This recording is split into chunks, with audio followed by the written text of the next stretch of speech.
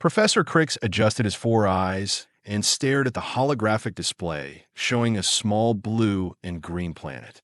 The classroom fell silent, except for the nervous chittering of his students.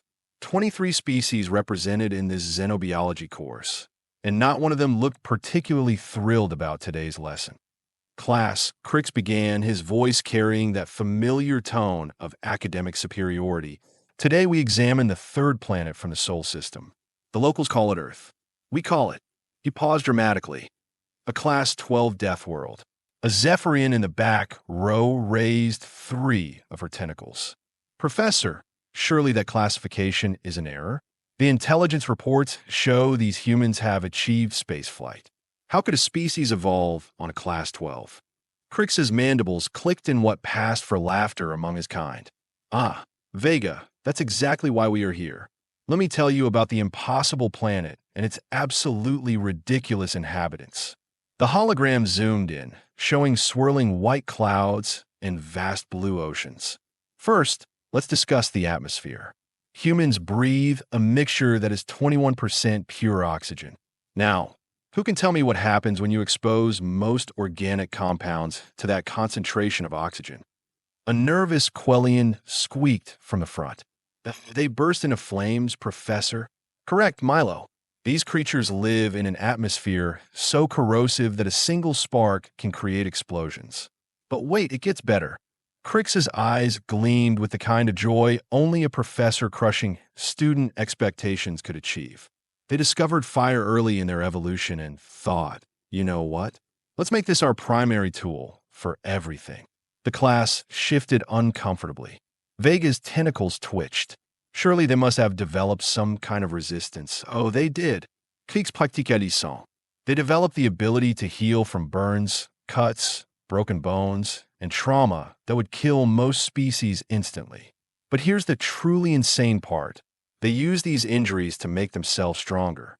They have a saying, what doesn't kill you makes you stronger. And they mean it literally. The hologram shifted to show various Earth environments. Arctic tundra, scorching deserts, dense jungles, and volcanic regions flashed across the display. Their planet actively tries to murder them every single day. Krix continued, clearly enjoying himself. Temperatures that range from -40 to +50 degrees Celsius. Gravity that's 2 to 3 times what most civilized species consider habitable. Weather patterns that include frozen water falling from the sky at terminal velocity, electrical storms that could power a small starship, and wind speeds that would rip apart our atmospheric suits. A Tellurian student raised her crystalline appendage. But Professor Krix, how do they survive such conditions? They don't just survive, Crystal, they thrive.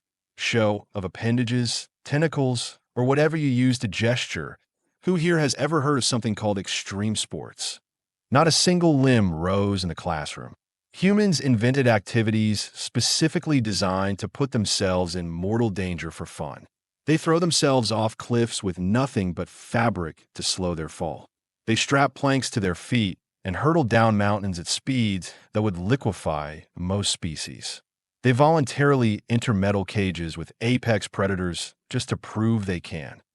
The room erupted in horrified gasps and clicks. Milo squeaked again. That's not possible. No species would evolve such self-destructive behavior. Oh, but it gets so much worse, Krix said, advancing to the next hologram. This one showed Earth's wildlife. Let's talk about the other life forms they share their planet with, shall we? Images of sharks, bears, venomous snakes, and spiders filled the display. These are just a few of the creatures humans consider normal wildlife. This one, he pointed to a great white shark, can bite through their small watercraft with enough force to crush most of our security armor. And humans' response? They get in the water with them. On purpose. For recreation. That's terrifying, whispered a Valdorian student named Rix. This creature, Krix highlighted a grizzly bear, weighs 800 pounds, can run faster than most of our ground vehicles, and has claws that could disembowel a Zolonian battlesuit. Humans camp in their territory and consider it getting back to nature. The professor switched to show various insects and arachnids. These tiny creatures can kill a human with a single bite or sting. There are over 30,000 species of venomous animals on their planet. Their response? They study them, keep them as pets, and some humans even let them bite them repeatedly to build up immunity. That's impossible, Vega protested. No intelligent species would willingly expose themselves to venom. Are you questioning my research, student? Krix's tone turned dangerously calm. Perhaps you'd like to review the case of a human named Steve Irwin, who spent his entire career wrestling with creatures that could kill him in seconds, all while filming it for entertainment. The class fell silent. Now, let's discuss their reproduction. Krix continued, clearly on a roll. Human females carry their offspring internally for 9 months, during which the developing human literally drains calcium from the mother's bones and teeth to build its skeleton. The birth process involves hours of excruciating pain that would send most species into shock, followed by months of sleep deprivation as they care for completely helpless offspring. How do they survive the birth process? Crystal asked, her luminescent body flickering with distress. They don't always, Krix replied matter-of-factly. Until recently in their development, many died in childbirth. Their response? They just kept doing it anyway. In fact, many human females voluntarily go through this process multiple times. A new image appeared, showing human children at play. And look how they raise their young. These small humans regularly climb trees that are 10 times their height, jump off elevated surfaces, and engage in combat with each other for fun. They call it playing. The Zephyrian student looked horrified. They teach their children to fight. Not just to fight, Vega. They teach them to enjoy fighting. They have organized competitions where children attack each other with various implements while adults cheer from the sidelines. They call it sports. This is madness, muttered Rix. Oh, we're just getting started, Krix said, pulling up nutritional data. Let's discuss their diet, shall we? Humans are omnivores, which means they consume both plant and animal matter. But here's where it gets interesting. They regularly consume substances that are toxic to most other species. The display showed various earth foods. This is capsaicin, a chemical compound that causes severe burning sensations in most life forms. Humans add it to their food voluntarily and compete to see who can tolerate the highest concentrations. They describe this self-inflicted torture as delicious. They poison themselves for pleasure. Milo squeaked in disbelief. Daily, Krix confirmed. They also consume ethanol, a substance that impairs their cognitive functions and can cause organ failure. Not only do they drink it recreationally, but they have built entire industries around producing more potent versions. The professor switched to showing human settlements. Now observe their architecture. Instead of building underground or in naturally protected areas like any sensible species, they build towering structures that reach toward the sky, practically begging the weather to destroy them. But surely they reinforce these structures against the elements? Asked Crystal. Some do, some don't. And here's the truly baffling part when natural disasters like earthquakes, hurricanes, or floods destroy their settlements. They rebuild in exactly the same locations. They have cities built on fault lines that regularly experience devastating earthquakes, and their response is to make the buildings taller. The class stared in stunned silence. There's a human settlement called San Francisco that experiences major earthquakes regularly. The humans know this. They have scientific predictions about when the next big one will hit. And yet, millions of them choose to live there anyway. That's suicidal, Vega whispered. That's Tuesday for humans, Krix replied cheerfully. But wait, there's more. They have settlements in areas prone to hurricanes, tornadoes, floods, volcanic eruptions, and blizzards. When asked why they don't relocate to safer areas, they usually respond with something like it's home or the weather keeps it interesting. He advanced to the next slide, showing human transportation. Let's discuss how they move around their death trap of a planet. These are called automobiles. Humans voluntarily enclose themselves in metal boxes and propel themselves at speeds exceeding 100 kilometers per hour, often within meters of other humans doing the same thing in the opposite direction. That's insane, Rix gasped. It gets better. They do this while distracted by music, conversation, food, and communication devices. Thousands die every year in transportation accidents, and their response is to go faster and add more distractions. The image shifted to show airplanes, and these are their flying machines. Humans willingly climb into metal tubes and launch themselves thousands of meters into the air, traveling at speeds that would tear apart most species, all while trusting their lives to complex machinery and other humans they have never met. Don't they have safety protocols? Asked Crystal. Oh, they do. But here's the fun part. They regularly ignore them. There are documented cases of human pilots flying through storms that could destroy their aircraft simply because they are behind schedule. When asked about the risk, they typically respond with phrases like, "We will be fine," or "What's the worst that could happen?" The professor paused to let this information sink in before continuing. Now, class, we have covered their environment, their wildlife, their reproduction, their diet, their settlements, and their transportation. Can anyone guess what we haven't discussed yet? The students looked around nervously. Their warfare, Krix announced with obvious glee. Humans are the only known species to achieve technological advancement, primarily through developing better ways to kill each other. The hologram displayed various weapons throughout human history. They started with sticks and stones, then moved to sharpened metal, then explosive projectiles, and eventually developed weapons capable of destroying their entire planet. Multiple times over. Surely once they achieved such destructive capability, they must have stopped fighting. Vega asked hopefully. Krix's mandibles clicked rapidly, his species' equivalent of hysterical laughter. Stop fighting? They increased the frequency. In their most recent century, they have engaged in 2 global conflicts that involved nearly every human settlement on the planet. But that would risk their species' survival. Exactly. And they did it anyway. Twice. The second time, they were already in possession of planet-killing weapons, and they still thought global warfare was a reasonable solution to their disputes. The professor composed himself and continued. But here's what makes humans truly terrifying to the galactic community. Despite all of this, despite living on a planet that actively tries to kill them, surrounded by creatures that can end them in seconds, engaging in activities that would traumatize most species, and regularly attempting to eliminate each other, they have not only survived but flourished. How is that possible? Whispered Milo. Because, class, every challenge that should have destroyed them has instead made them more resilient, more adaptable, and more determined. They have turned survival into an art form and adversity into opportunity. Krix paused dramatically. And now, they're leaving their death world and spreading across the galaxy. The silence in the classroom was deafening. Next week, Krix announced with a grin that would have been terrifying to humans if they could see it. We will discuss what happened when humans first made contact with other species and why the Galactic Council immediately classified them as a potential threat to universal peace.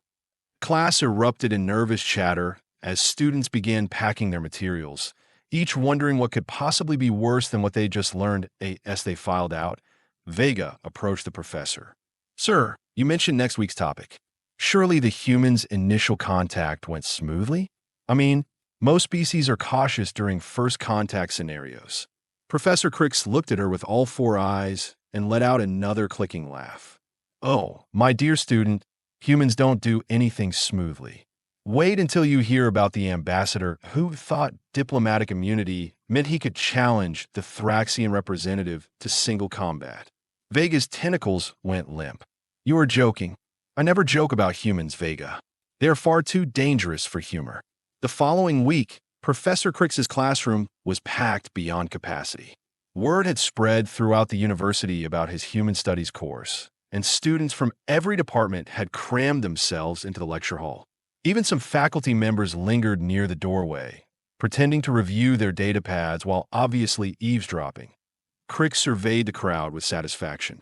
Nothing quite like academic horror to boost enrollment numbers. Welcome back, class, and welcome to our new observers, he began, gesturing toward the overcrowded room. Today we examine humanity's introduction to galactic society and why the Universal Peace Council now requires a minimum safe distance of 3-star systems whenever humans are involved in diplomatic proceedings. A nervous Carillion student near the back raised her sensor cluster. Professor, surely that's an exaggeration. The Peace Council has never implemented such extreme measures for any species. Ah, Zara, that's what we all thought. Until we met Commander Jake Morrison. The hologram flickered to life, displaying what appeared to be a fairly unremarkable human male in a military uniform. Average height, brown hair, pleasant smile. The assembled students looked confused. This is the human who single-handedly redefined our understanding of the phrase diplomatic incident, Krix announced. Commander Morrison was selected as humanity's first official ambassador to the Galactic Council. On paper, he seemed perfect. Exemplary military record, multiple commendations for bravery, excellent communication skills, and what humans call leadership qualities. He looks harmless enough, ventured Milo, the Quellian from the previous week, that Krix's mandibles clicked ominously. That, my naive friend, is exactly what the council thought. Let me tell you about Jake Morrison's first day at the Galactic Diplomatic Station. The scene shifted to show the massive orbital platform that served as the council's headquarters. Gleaming towers stretched in all directions, connected by transport tubes and landing bays designed to accommodate hundreds of different species. Morrison arrived aboard a human vessel called the Friendship, which should have been our first warning. Humans have a disturbing tendency to name their most dangerous creations with cheerful, innocent terms. The ship was armed with enough firepower to level a moon, but they called it Friendship because, and I quote, "We come in peace, but we are prepared for anything." The assembled students murmured nervously. The initial greeting ceremony proceeded normally. Ambassador Morrison was introduced to the council representatives, including High Chancellor Vorth of the Centaurian Republic, War Commander Thix of the Graxian Empire, and Supreme Analyst Quinn of the Logical Collective. New holograms appeared showing the 3 aliens. Vorth, a tall, elegant being with iridescent skin. Thix, a heavily armored creature with multiple weapon appendages. And Quinn, a floating mass of crystalline formations that pulsed with inner light. Everything was proceeding according to protocol, Krix continued, until Chancellor Vorth made what he considered a polite inquiry about human military capabilities. He asked, "Commander Morrison, we have reviewed your species' historical data. Your warfare seems quite primitive. Surely you don't still rely on such crude methods." The professor paused for dramatic effect. Morrison's response was to smile, that terrifying human expression that shows their bone-crushing dental structures, and say, "Well, Chancellor, we have learned that the best way to keep peace is to be really, really good at war." "That doesn't sound so bad," offered Crystal, her luminescent body flickering uncertainly. Oh, but he wasn't finished. Morrison then proceeded to give what he called a friendly demonstration of human military doctrine. He explained that humans had developed something called mutually assured destruction, where they built enough weapons to eliminate all life on their planet, just to prevent other humans from using similar weapons. The classroom erupted in horrified gasps. "Wait, it gets better," Krix said, clearly enjoying the reaction. When War Commander Thix expressed disbelief that any species would deliberately create the means of their own extinction, Morrison laughed and said, "Oh, that's just our nuclear arsenal. You should see what we did with biological weapons before we banned those." Vega's tentacles were now wrapped tightly around her desk. They created biological weapons on their own planet, created them, tested them, and then decided they were too dangerous to use. But here's the truly insane part. They kept detailed records of how to make them, just in case they ever needed them again. Morrison actually brought technical specifications as part of his diplomatic credentials. A new student, Aurelian named Bex, raised her sonic appendage. Surely the council intervened at this point. Oh, they tried? Supreme Analyst Quinn attempted to redirect the conversation to peaceful topics. He inquired about human cultural achievements, art, literature, music. Morrison enthusiastically began describing human entertainment. The hologram shifted to show various scenes of human media: action movies, contact sports, and video games. Morrison explained that humans create fictional scenarios of violence, destruction, and warfare for recreational viewing. He showed them something called an action movie, where the protagonist, a single human, eliminated dozens of enemies using improvised weapons and what Morrison termed creative problem solving. "That's disturbing," whispered Rix. "It gets worse." When asked about human sports, Morrison described activities where humans deliberately collide with each other at high speeds, attempt to physically incapacitate opponents, and engage in ritualized combat, while crowds of other humans cheer for maximum violence. Krix advanced to the next slide, showing confused alien faces around a diplomatic table. By this point, the council representatives were thoroughly unsettled. But Morrison, being human, interpreted their stunned silence as curiosity and decided to share more. He began explaining human child-rearing practices. "Oh no," Milo squeaked. "Oh yes." Morrison told them about human educational systems, where children as young as 5 years old are taught to compete against each other in academic and physical contests. He described something called dodgeball, where human youngsters hurl projectiles at each other until only one remains standing. "That's child abuse," Crystal exclaimed. "That's Tuesday afternoon gym class, according to humans," Krix replied dryly. But Morrison wasn't done sharing. He began describing human adolescence, a period where young humans undergo dramatic physical and psychological changes that make them unpredictable, aggressive, and prone to what he called risk-taking behaviors. The professor clicked his mandibles in amusement. When Chancellor Vorth asked how human society manages these dangerous juveniles, Morrison grinned and said, "We give them vehicles and send them to school together." The classroom fell silent except for the sound of Milo's nervous squeaking. At this point, War Commander Thix, who prided himself on being the galaxy's most fearsome warrior, asked Morrison about human military training. Morrison proceeded to describe something called boot camp, where humans are systematically broken down psychologically and rebuilt into what he termed efficient fighting machines. Krix paused to let this sink in. When Thix expressed skepticism that such methods could be effective, Morrison offered to demonstrate. He didn't, Vega whispered. He did. Morrison challenged War Commander Thix, the undefeated champion of 17 different combat disciplines, to single combat, in front of the entire Galactic Council. During his first diplomatic meeting, the assembled students stared in shock. Now, understand, Thix was over 3 meters tall, armored with natural bone plates, and equipped with retractable blade appendages. He had never been defeated in combat. Morrison was a standard human male with no visible weapons or armor. "What happened?" asked Bex, her sonic patterns fluctuating with anxiety. Morrison removed his jacket, rolled up his sleeves, and said, "Let's keep this friendly. No permanent damage, right?" Then he proceeded to defeat War Commander Thix in under 30 seconds using something he called basic hand-to-hand combat techniques. The room erupted in disbelieving chatter. "How is that possible?" demanded Zara. "Because, class, humans evolved on a death world where everything tried to kill them, including other humans. Their basic combat training would be considered advanced warfare techniques by most galactic species." Morrison later explained that he learned these skills during what humans call high school wrestling. Krix brought up a new image showing the aftermath of the demonstration. Thix was on the ground, looking dazed, while Morrison helped him up with that terrifying human smile. The council was ready to end the meeting and classify humans as a hostile species, but Morrison wasn't finished. He wanted to discuss trade opportunities. "Trade?" Crystal asked weakly. Yes. Morrison had brought samples of human manufactured goods. He started with their food products. The hologram showed various packaged items.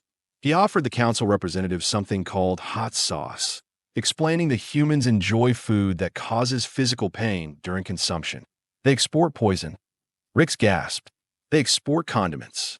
Morrison then shared human beverages, including coffee, which is apparently essential for human cognitive function, and energy drinks, which are designed to increase human performance beyond safe biological limits. The professor advanced to show more products. Then he displayed human tools, devices designed to cut, pierce, crush, and demolish various materials. When asked what humans use such implements for, Morrison cheerfully explained that they were for home improvement projects. Humans modify their own dwellings, aspects, regularly. Morrison showed them videos of humans demolishing walls, rewiring electrical systems, and performing structural modifications to their homes, often without professional training or safety equipment. They call it do-it-yourself and consider it recreational activity. The classroom was now filled with the sound of various species expressing distress in their native languages. But the final straw came when Morrison began discussing human exploration and colonization plans. He explained that humans were actively seeking new planets to settle, with particular interest in what he called challenging environments. Challenging how? Vega asked, though she clearly didn't want to know the answer.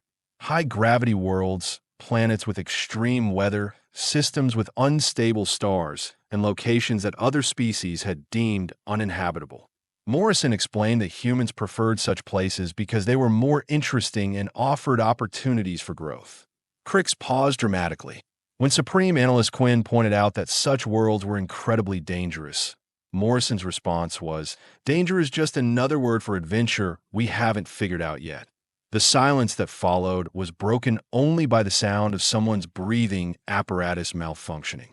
The meeting concluded with the council politely thanking Morrison for his time and escorting him back to his ship. The moment the friendship departed, an emergency session was called. "What did they decide?" asked Zara. The human accords were drafted within hours. Key provisions include no human settlements within 3-star systems of major population centers, mandatory warning beacons around any system containing humans, and a special council committee dedicated to monitoring human expansion. Krix clicked his mandibles in what might have been amusement. But here's the truly remarkable part. 6 months later, 3 different species had submitted formal requests to establish trade agreements with humanity. Why? Several students asked simultaneously. Because despite being completely terrifying, humans proved to be reliable, resourceful, and surprisingly effective at solving problems other species couldn't handle. When the Carillion mining colony was threatened by silicon-based predators that could burrow through solid rock, who do you think volunteered to help? The humans, Milo squeaked. Correct. Commander Morrison arrived with a team of human problem solvers who dealt with the situation using controlled explosives, improvised traps, and what they called aggressive pest control methods. The Carillions were so impressed they immediately signed an exclusive trade agreement. The professor brought up his final slide, showing human ships scattered across known space. Today, humans have established colonies on 47 worlds that were previously considered uninhabitable. They have solved resource crises, eliminated dangerous wildlife, and provided security services for species across the galaxy. But they're still classified as dangerous? Asked Crystal. Oh, absolutely. The Council maintains that classification not because humans are hostile, but because they are unpredictable. You never know when a human will decide that jumping into a black hole might be scientifically interesting, or that making friends with a species of carnivorous energy beings sounds like a fun challenge. Krix shut down the hologram and faced his students. So, class, what have we learned about humans and their death world? Vega raised a tentacle tentatively. That they are completely insane, but somehow effective. Close, but not quite accurate. Humans aren't insane, they are adapted. Every trait that seems ridiculous or suicidal to us represents millions of years of evolution on a planet that demanded constant adaptation, innovation, and resilience. The professor gathered his materials. They don't see danger, they see opportunity. They don't see impossible, they see challenge. They don't see death world, they see home. As students began filing out, chattering nervously among themselves, Bex approached the podium. Professor Krix, will humans eventually become less intense as they adapt to galactic society? Krix looked at her with all 4 eyes and clicked his mandibles slowly. My dear student, humans have been in space for less than a century, and they have already established colonies and systems that defeated species with millions of years of spacefaring experience. They're not becoming less intense. They're just getting started. That's terrifying, Bex whispered. That's humanity, Krix replied. Sleep well tonight, knowing that somewhere out there, a human is probably planning to colonize the inside of a star because they think it might be cozy. As the last student left, Krix smiled to himself. Next semester, he was planning a course on human military tactics. The enrollment applications were already overflowing.